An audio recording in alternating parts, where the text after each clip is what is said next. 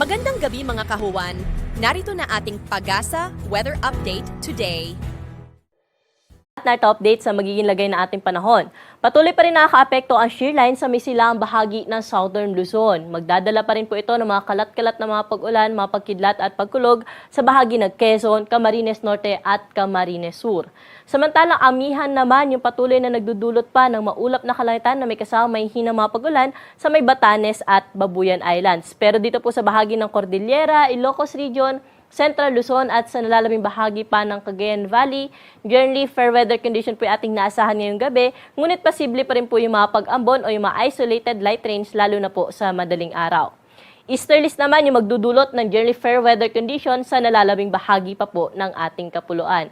Ito rin yung magdudulot ng mga isolated rain shower sa hapon at sa gabi sa bahagi ng Eastern Visayas pati na rin sa may Caraga at sa Davao Region. Pero sa kasalukuyan, wala ho tayo minomonitor na LPA o bagyo na posible makaapekto sa ating bansa. At para po sa magiging lagay na ating panahon bukas, dahil pa rin sa Amihan, ang Batanes at Babuyan Islands, patuloy pa rin po makakaranas ng makulimlim na panahon na may kasamang mahihinang mga pag-ulan.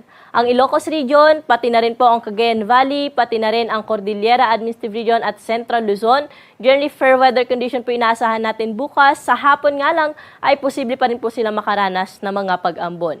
Dito rin po sa Metro Manila, pati na rin sa nalalabing bahagi pa po ng Luzon, maaliwalas na panahon po ating naasahan lalo na sa umaga hanggang tanghali, pero sa hapon at gabi, posible po makaranas ng mga isolated rain showers or thunderstorms ang bahagi ng Bicol Region. Dito po sa Metro Manila, temperatura po natin bukas ay mula 24 hanggang 32 degrees Celsius. Sa Baguio City, 15 to 22 degrees. Sa Lawag naman, aabot sa 32 degrees ang maximum temperature, 31 degrees naman sa Tuguegarao at sa Legazpi City. Sa bahagi ng Tagaytay, 22 to 31 degrees yung inasahan po natin magiging agwat ng temperatura bukas.